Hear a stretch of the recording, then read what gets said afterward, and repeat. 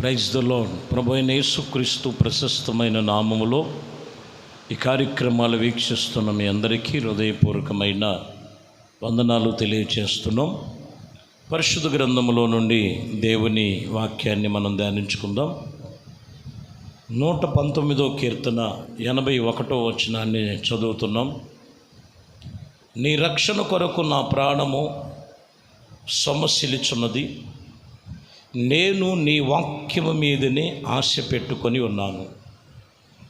ఈ పూట దేవుని వాక్యము, నీ వాక్యము మీదనే నేను ఆశ పెట్టుకొని ఉన్నాను. చాలామంది ఈరోజు వాక్యము మీద ఆశ పెట్టుకునేవారు ఎంతమంది? వాక్యం అనే ఉపదేశముల చేత కట్టుకునేవారు ఎంతమంది? ఇక్కడ చెబుతున్న మాటలో నీ వాక్యమును బట్టి నేను ఆశ పెట్టుకొని ఉన్నాను. ఆశ వాక్యము మీదే ఉన్నాను.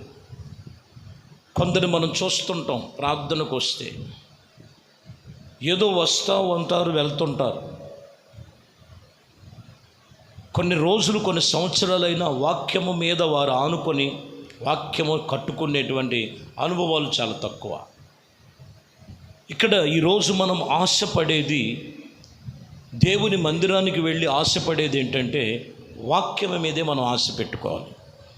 వాక్యము మీద మనం ఆశ కలిగి ఉండాలని లేఖనాలు సెలవిస్తున్నటువంటి మాటలు ఇక్కడ చూడొచ్చు.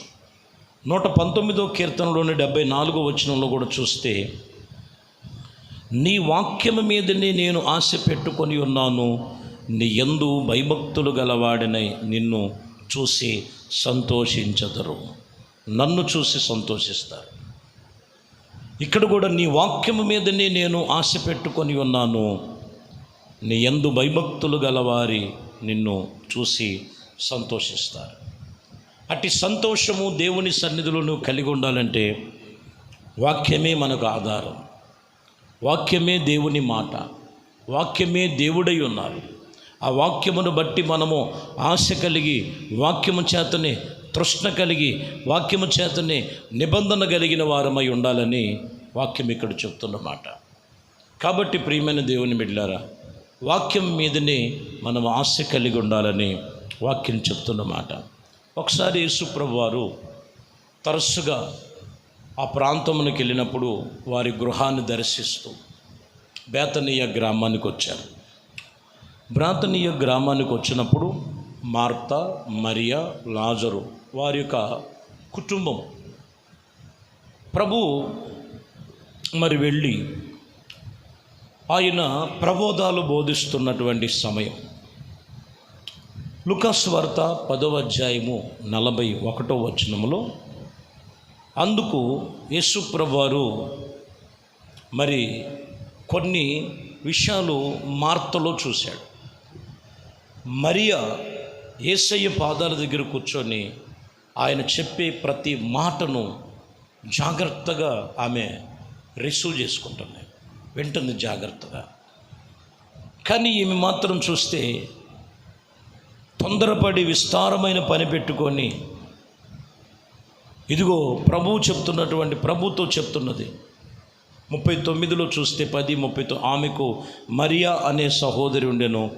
ఆమె యేసు పాదాల యొద్ద కూర్చొని ఉండి ఆయన బోధలు వింటూ ఉన్నది. ఆయన బోధిస్తున్నవి ప్రతి ఒక్క మాట వింటుంది. కానీ మార్త మాత్రము విస్తారమైన పని పెట్టుకొని, యేసు ప్రభువారి అంతటి మహానుభావుడు, గొప్ప అర్థమైందండి.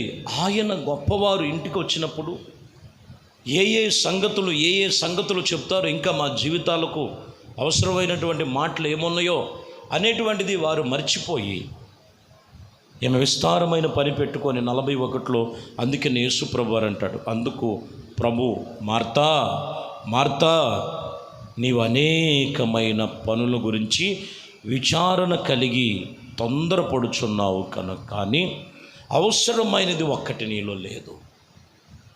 అవసరమైనది నీలో లేదు. చాలామందిని చూస్తుంటాం, దేవుడి మందిరానికి అడావుడిగా వస్తుంటారు. అవసరమైనది కావాలి. ఏ వాక్యము చేత నాతో మాట్లాడాడు, ఏ వాక్యము చేత నేను కట్టుకోవాలి,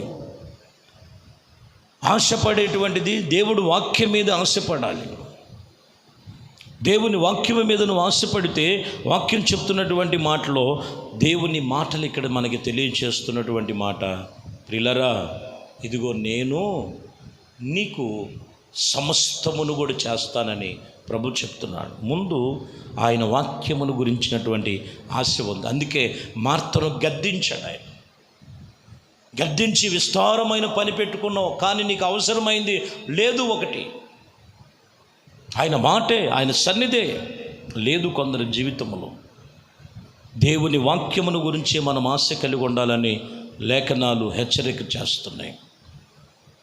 చదివితే మనం ఇంకొక మాటలో 119వ కీర్తనలో 43వ వచనంలో మనం చదువుతాం, నా నోటు నుండి సత్యవాక్యమును ఏమాత్రము తీసివేయకము, నీ న్యాయ విధముల మీదనే ఆశ నిలిపి ఉన్నాను. న్యాయ విధుల మీద నేను ఆశ నిలుపుకోవాలని రెండో మాట చెప్తున్నమాట. న్యాయ విధులు దేవుడి సన్నిధిలో న్యాయబద్ధమైనవి, న్యాయ విధులను అనుసరించే విషయంలో మనం ఆశ కలిగినటువంటి వారముగా ఉండాలి. న్యాయ విధులు దేవుని సన్నిధిలో నువ్వు వాటి మీద నేను ఆశ కలిగి ఉండాలి. ఈరోజు న్యాయబద్ధముగా దేవునితో న్యాయబద్ధమైనటువంటి అనుభవాల మధ్యలో నువ్వు నడుస్తున్నావా? వాస్తవానికి మనం చెప్పుకున్నట్లుగా చూస్తే న్యాయబద్ధముగా నడిచేవారు ఎంతమంది? ఏదో ఒక బలహీనత వలన దేని మీదో ఒక దాని మీద ఆశ పెట్టుకోవటం వలన ఇదిగో న్యాయబద్ధమైనది వాళ్ళు జరిగించలేకపోతున్నారు. న్యాయబద్ధమైన వాటి మీదే ఆశ కలిగి ఉండాలని ఇక్కడ చెప్తున్నారు.